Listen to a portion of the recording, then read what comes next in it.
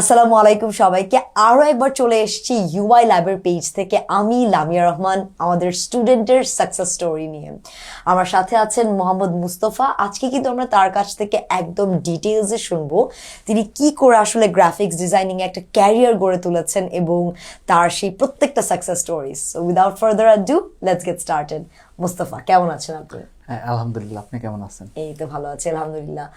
So আপনি আমার সাথে শেয়ার করছিলেন যে আপনার আসলে হঠাৎ করেই মনে হয় যে গ্রাফিক্স ডিজাইনিংটা আপনার জন্য, তো এইটা কেন মনে হয়? এরকম কোনো পার্টিকুলার কোনো রিজন কি ছিল যেটার জন্য আপনি আসলে এই সেগমেন্টটাকে বেছে নিয়েছিলেন? এই সেগমেন্টটা বেছে নেওয়ার অন্যতম কারণ ছিল করোনার যখন লকডাউন, তখন তো একবারে চলাচলটা একবারই বন্ধ, ঘরের মধ্যে সীমাবদ্ধ।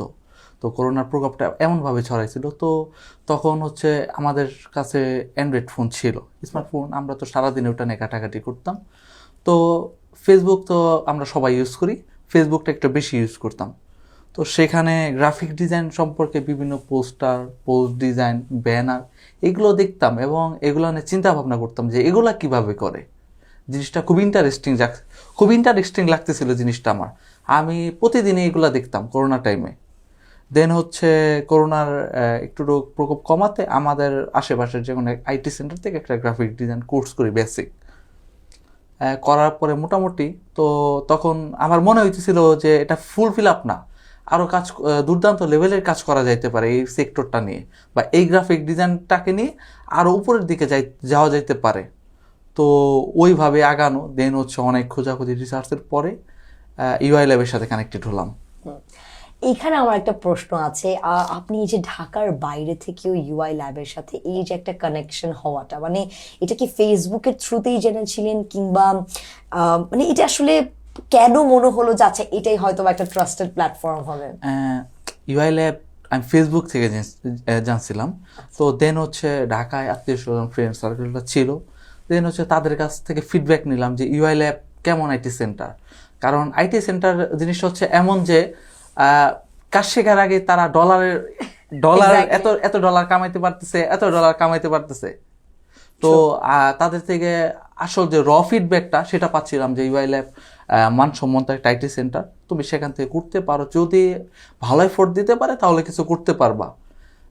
ওই চিন্তা শক্তি থেকেই ইউআই ল্যাবের যে ফ্রাইডেতে ফ্রি সেমিনার হয় সেখানে জয়েন করলাম। সেখানে জয়েন করার পর ডিটেলসটি সব কিছু দেখলাম, গ্রাফিক ডিজাইন সম্পর্কে কিভাবে কি করা যায়। দেন হচ্ছে ওনাদের স্কলারশিপ পেলাম, আমি সেখান থেকে স্কলারশিপ নিয়ে অসিত স্যারের ব্যাচে ছিলাম, আমি সেখানে জয়েন করলাম। আচ্ছা, দারুণ। সো এই যে যখন প্রথম জয়েন করছিলেন, এমন কি একবারও মনে হয়েছিল যে না, ঝোঁকের বশে তো জয়েন করে ফেললাম কিন্তু মনে হয় না কন্টিনিউ করতে পারবো, মানে এমন কি কখনো মনে হয়েছে যে না থাক আর হবে না, গিভ আপ করে দিচ্ছি? তো এরকম যদি মনে হয়ে থাকে তাহলে সেটা থেকে কি করে ওভারকাম করলেন? এমনটা মনে হয় নাই আমার। এটা খুবই নাইস যে হয় না। এটা হয় না কেন?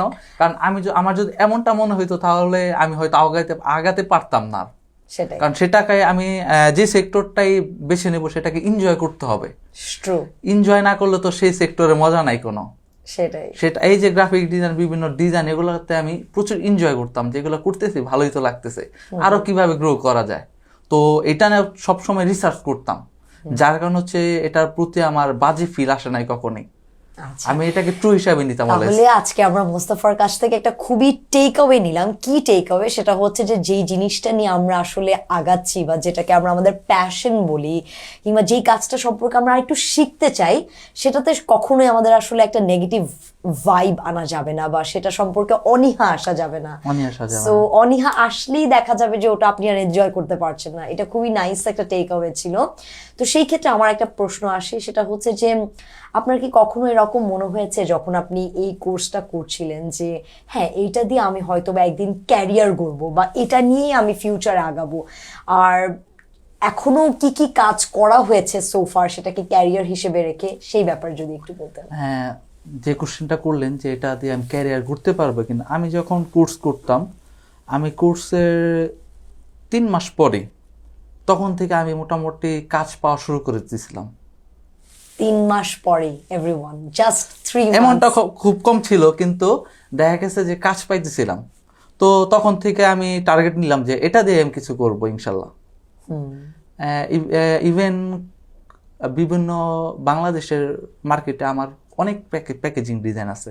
আচ্ছা, বিভিন্ন সময় কি মার্কেটে গেছি, মার্কেটে যাওয়ার পরে একটা প্যাকেজিং নিছি বা হঠাৎ করে ঘুরতেছি, আমার প্যাকেজিংটা আমার হাতে এসে পড়ছে।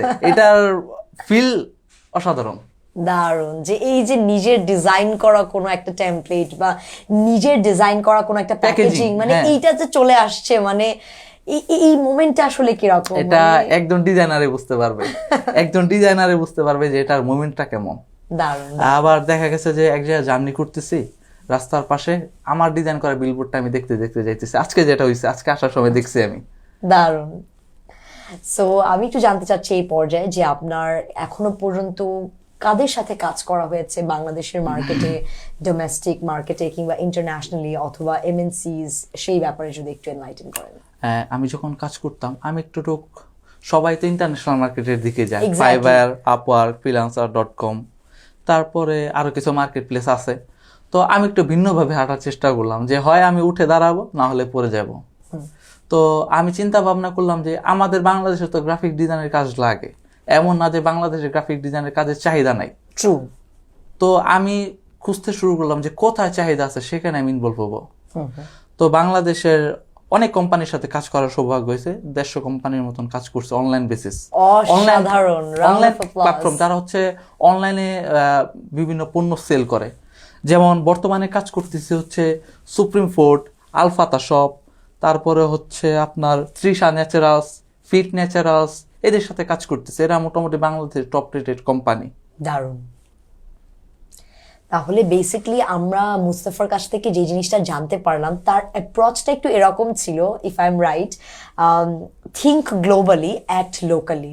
মানে গ্লোবালি চিন্তা ভাবনা করলেও আপনি কাজটা কিন্তু লোকালি শুরু করেছেন, যে থাক আমি আগে দেশকে রিফর্ম করি, দেশের যে সব জায়গায় আমার এক্সপার্টিসটা দরকার আমি সেই জায়গায় যাব, আমার অভিজ্ঞতা দিয়ে আমি সেই কাজগুলো আমি লুফে নেব। এরকম ভাবে আপনি আসলে সুযোগগুলো নিয়েছেন, এবং সোফার তিনি খুবই টপ কিছু কোম্পানির সাথে আপনি বললেন কাজ করেছেন, কিছু মাল্টি ন্যাশনাল কোম্পানির সাথে কাজ করা যেমন হয়েছে। হচ্ছে জার্মান ইন্ডাস্ট্রিজ নাম হয়তো শুনছেন বা শুনে নাই, অনেকে শুনছে।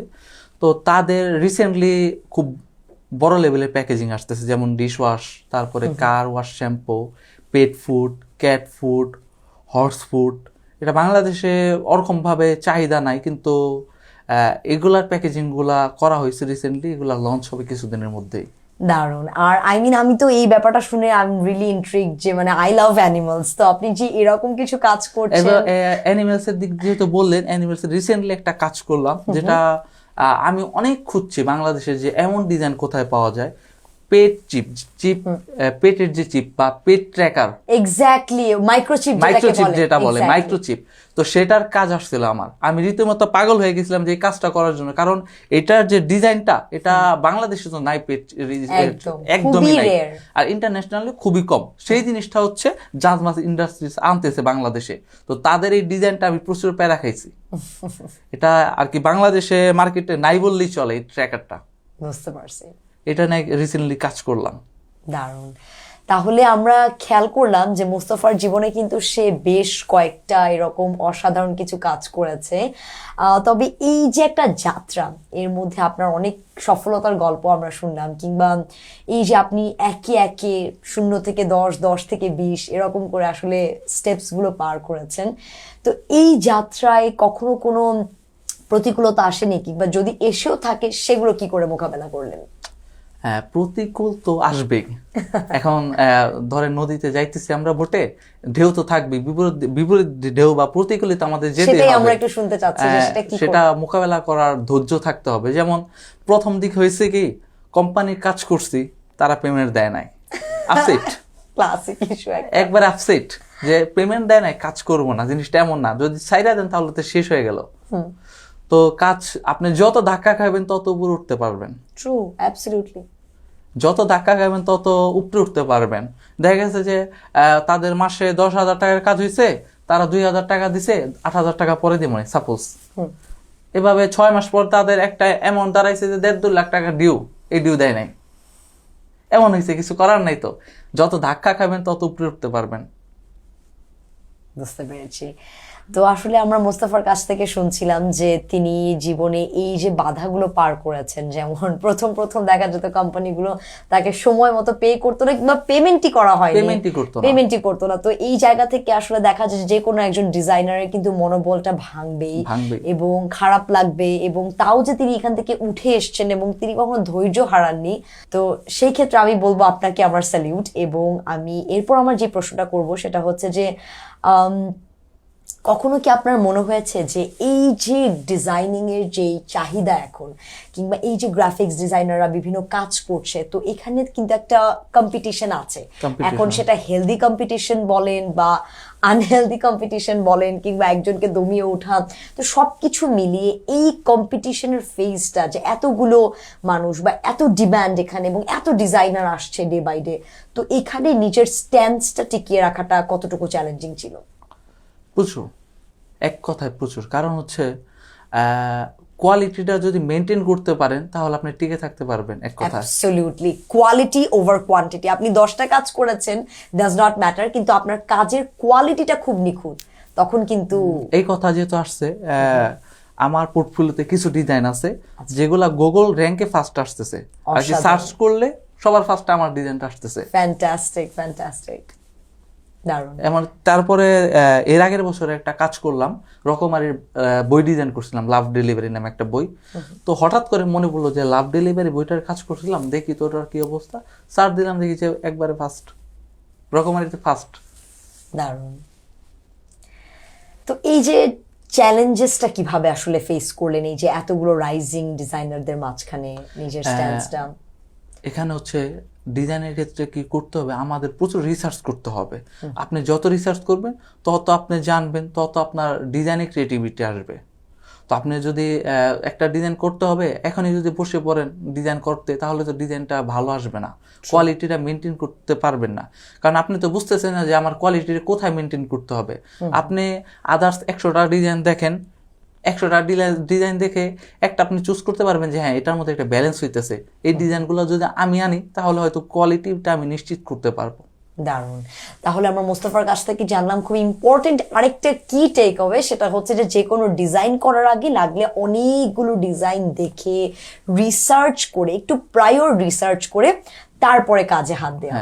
অসাধারণ। অ্যান্ড সো আমরা অনেক কিছু জানলাম মোস্তফার কাছ থেকে, এবং দেখতে দেখতে আমরা একদম শেষ পর্যায়ে চলে এসেছি। এবং এই পর্যায়ে আমি আপনার কাছে জানতে চাইবো সেটা হচ্ছে যে ইউআই ল্যাবের এই যে আপনি সার্ভিসটা নিয়েছেন, আপনি শিখেছেন এতদিন, তো আপনার এই পুরো অভিজ্ঞতাটা কেমন ছিল, আপনি সাপোর্ট কতটুকু পেয়েছেন, সেই ব্যাপারটা যদি একটু ক্লারিফাই করেন। ইউআই ল্যাবের কথা বললে দুর্দান্ত লেভেলের সাপোর্টেড তারা। মেন্টরগুলা দেখা গেছে রাত 2টা বাজে যদি নক দিই, স্যার আমার এই প্রবলেমটা হয়েছে, মেন্টররা সেই সব ফাইল নিয়ে সমাধান করে দিছে যে এটা এইভাবে করতে হয়েছে। আমার যে মেন্টর ছিল সে আমার ফাইল বলতো যে ফাইল দাও, আমি ঠিক করে দিতেছি। এতটা সাপোর্টেড ছিল, বিরক্ত মনে করতো না। এবং ইউআই ল্যাবের যারা আছে যেমন সাগর ভাই, আলামিন ভাই, তারাও খুব সাপোর্টেড। যে কোনো সময় কল দিলে একটা সমস্যা হলে সাথে সাথে সমাধান। দারুণ। এই পর্যায়ে আমার আপনার কাছে যে প্রশ্নটা আছে সেটা হচ্ছে যে টু বি ভেরি অনেস্ট, অনেক ডিজাইনাররাই চাচ্ছে যে তারাও একটা ক্যারিয়ার শুরু করবে, কিংবা তারাও কোথাও না কোথাও থেকে একটা অরিজিন স্টোরি তাদের থাকবে যেখান থেকে তারা বলতে পারবে যে আমার শুরুটা এখান থেকে ছিল। তো এই রাইজিং ডিজাইনারদের জন্য, কিংবা যারা উঠতে চাচ্ছে বা যারা একটা স্টেপ নিতে চাচ্ছে, তাদের জন্য আপনার কি অ্যাডভাইস আছে, এবং কেন তাদের এরকম একটা ট্রাস্টেড প্ল্যাটফর্ম দরকার, কিংবা তাদের জন্য মূলত আসলে কোন কোন জিনিসটায় তারা আসলে ফোকাস করবে বা বেশি প্রায়োরিটি দিবে, সেই ব্যাপারগুলো যদি আমাদের ইয়াং অডিয়েন্সের জন্য বলেন। এখন বর্তমানে বাংলাদেশে আইটি সেন্টার প্রচুর, অনলাইন বেসিস বলেন, অনলাইন বেসিসটা একবারে বেশি। তো অনেক ক্ষেত্রে হয় কি, তারা অনেক প্রলোভন দেখায় যে আসো কোর্স করো, $1000 কামাইতে পারবা, $2000 কামাইতে পারবা। অনেকে কোর্স করতে যায়, কোর্স করতে যাওয়ার পরে দেখে যে কিছুই শেখে না। কিছুদিন পরে তাদের মাথায়, কিছুদিন আগে যেটা হয়েছে যে রিসেন্টলি 3-4 দিন আগে, সে কিছুদিন আগে কোর্স করছে 3-4 মাস, সে নাকি এখন কোর্স করায়, সে কোর্স করাইতেছে। সে তার যে মেন্টরিং বা সে যে এই প্ল্যাটফর্মে আসছে 3-4 মাস, তো তার কাছে যদি একটা স্টুডেন্ট যায়, তো তার তার যে ফিডব্যাকটা, স্টুডেন্টের যে ফিডব্যাকটা, সেটা কিভাবে রাইটলি হবে? স্বাভাবিক। বর্তমানে হচ্ছে একটা জিনিস দেখে নিশ্চিত করতে হবে যে কোয়ালিটিটা কোথায় নিশ্চিত হইতেছে, বা আমি কোথায় গেলে সুন্দরভাবে শিখতে পারবো, বা আমি কোথায় গেলে ভালোভাবে জানতে পারবো সবকিছু, বা আমি বর্তমান যে ট্রেন্ড, এই ট্রেন্ডটা কিভাবে মেনটেন করতেছে, বা কোথায় কোর্স করলে আমার ভ্যালু ফর মানি হবে, এটা দেখতে হবে। কারণ হচ্ছে বর্তমানে হচ্ছে সবাই কোর্স করায়, কোর্স করানোর পরে দেখা গেছে যে কোনো আর্নিং করতে পারতেছে না, বা ডিপ্রেশনে চলে যেতেছে, দেন হচ্ছে এই সেক্টরটাকে বাজে ভাবতেছে যে গ্রাফিক ডিজাইন সেক্টর যাওয়ার তো কিছু হলো না, তাহলে অন্য সেক্টরে যাই। কিন্তু তারা এটা বুঝতেছে না যে তারা আসলে এখন পর্যন্ত কাজ শিখে নাই, প্রপারলি কাজটা শিখে নাই। সেটাই, প্রপারলি কাজটা তো জানতে হবে। এখন হচ্ছে আপনার কাছে গাড়ি আছে, আপনার কাছে রাস্তাও আছে, ঠিক আছে, কিন্তু আপনি গাড়ি চালাইতে জানেন না, কি করবেন? আপনি রাস্তা কিভাবে পাড়ি দিবেন? অবশ্যই আন্ডারস্ট্যান্ডেবল। এবং আরো কিছু যদি অ্যাডভাইস থাকে যারা এখনো শুরু করতে পারেনি, তারা কোন কোন ব্যাপারগুলোতে ফোকাস করবে, সেটা যদি একটু বলেন। প্রথমে শুরু করার ধাপগুলো প্রচুর কঠিন হয়ে থাকে, যেটা আমি ফেস করছি। তো অ্যাডভাইস থাকবে হচ্ছে যে যেখানে কোর্স করুক বা যেটাই বেছে নেক, সেটা মানসম্মত কিনা, বা তাদের ভ্যালুটা কেমন রয়েছে, বা তাদের যে প্রায়োরিটিটা, স্টুডেন্ট প্রায়োরিটি কেমন দিতেছে, বা স্টুডেন্ট সাপোর্ট কেমন দিতেছে, মেন্টরগুলা কেমন এক্সপার্ট, মেন্টরগুলার উপরে কিন্তু স্টুডেন্টরা পর্যায়ক্রমে আসতে থাকে, বা মেন্টরদের উপরে স্টুডেন্টরা পড়ে থাকে, যে যদি মেন্টর ভালো হয় তাহলে স্টুডেন্ট অবশ্যই একটা ভালো একটা রেজাল্ট নিয়ে আসতে পারে। অবশ্যই। কারণ যদি মেন্টর ভালোভাবে না শেখাতে পারে, তাহলে তো স্টুডেন্ট ভালোভাবে সাপোর্ট পাবে না, বা বিষয়গুলো জানবে না। তো যেটা লক্ষণীয় বিষয় হচ্ছে আপনার মেন্টরটা, আপনার আইটি সেন্টার, যে আপনি কোথায় কোর্স করতেছেন, বা তাদের ভ্যালু কেমন, বা তাদের আগের ফিডব্যাক কেমন, তাদের স্টুডেন্ট ফিডব্যাকগুলো কেমন, এটা আগে দেখা উচিত আমি মনে করি। দেখতে দেখতে আমরা একদম শেষ পর্যায়ে চলে এসেছি। তো আমরা মোস্তফার কাছে জানবো যে আসলে কিভাবে তারা এই মাইন্ডসেটটা ক্রিয়েট করবে যে তাদেরকে দিয়েও এটা সম্ভব, যদি দুইটা লাইনে বলতেন। তাদেরকে দিয়ে সম্ভব, এটা তাদের আগে নিজেদের মনকে শক্ত করতে হবে যে আমি এটা দ্বারা পারবই, আমি এই সিঁড়ি উঠবই, উঠবো মানে উঠবই। আমি যেটা চিন্তা ভাবনা করছি, আমি যখন ডিজাইন করতে বসতাম যে আজকে আমি ডিজাইন কমপ্লিট করে উঠবো, যা হোক, রাত পার হয়ে সকাল হয়ে গেছে, বাস পাই নাই, ফজর আজান দিতেছে। তো শুরু করব বললে শুরু করা আর হয় না, এটা আমি দেখছি, অনেক দেখছি। কালকে করব, প্ল্যান করে রেখেছি, হ্যাঁ প্ল্যান করে রাখছি, কত প্ল্যান কম্পিউটারে জমা থাকে, কত প্ল্যান টেবিলের সামনে লাগানো থাকে, কোনোটাই কাজ হয় না। প্ল্যানিং এর থেকে বেশি এক্সিকিউশন। হ্যাঁ, প্ল্যানিং এর সাথে সাথে সেটা সাথে করতে হবে। মানে যেটা আমি প্ল্যান করতেছি সেটা আমার বাস্তবায়ন সাথেই করতে হবে, পরে করতে গেলে আর পরে আর হয় না। তো যারা কোর্স করার জন্য আগ্রহী, আমি মনে করি যে রিসেন্টলি ইউআইল্যাবে যোগাযোগ করতে পারে, সমস্যা নাই, কোনো সমস্যা নাই। আমি প্রেফার করতে পারি ইউআইল্যাবকে, কারণ তারা কোয়ালিটি নিশ্চিত করতে পারছে বলে হয়তো আমি সাকসেস, বা যাই হোক, আমি আজকে এই জায়গায় আসতে পারছি। Thank you so much Mostafa, আপনাকে অনেক অনেক ধন্যবাদ। আপনার ফ্যান্টাস্টিক কিছু স্টোরিজ আমরা শুনলাম। মোস্তফা কিন্তু ডোমেস্টিক মার্কেটে অনেকগুলো কাজ করেছে, তিনি প্রায় 150 কোম্পানির সাথে কাজ করেছে, এমএনসির সাথে কাজ করেছে, তার নিজের করা কিছু প্যাকেজিং, কিছু ডিজাইন, কিছু বিলবোর্ডস তিনি দেখেছেন। তো এরকমই কিন্তু নানা সাকসেস স্টোরি আমরাও শুনতে চাই। তবে আপনারাও যদি এরকম রাইজিং ডিজাইনার হয়ে থাকেন, কিংবা আপনারাও যদি এরকম আরো অনেক ইন্সপায়ারিং স্টোরি শুনতে চান, তবে কিন্তু অবশ্যই চোখ রাখতে হবে এই স্টুডেন্ট ফিডব্যাক কিংবা সাকসেস স্টোরিজ এর এপিসোডস গুলোতে। সো এরকমই আরো একবার কিন্তু আমরা চলে আসবো এরকমই নিউ কোনো একটা সাকসেস স্টোরি নিয়ে, নিউ কোনো একটা এপিসোড নিয়ে, যেখানে আমরা শুনবো আরো এরকম ইন্সপায়ারিং স্টোরিজ। আপনাকে অনেক অনেক ধন্যবাদ মোস্তফা আজকে সময় দেওয়ার জন্য। আপনার এত এখন ব্যস্ত স্কেডিউলের মাঝেও আপনি সময় দিয়েছেন, তো থ্যাংক ইউ সো মাচ। আমরা ঠিক এরকমই আপনাদেরও কিছু স্টোরিজ শুনতে চাই, তবে অবশ্যই চোখ রাখতে হবে ইউআই ল্যাবের পেজে। আমরা আরো একবার খুবই দুর্দান্ত কোনো একটা স্টোরি নিয়ে চলে আসবো। Bye bye everyone.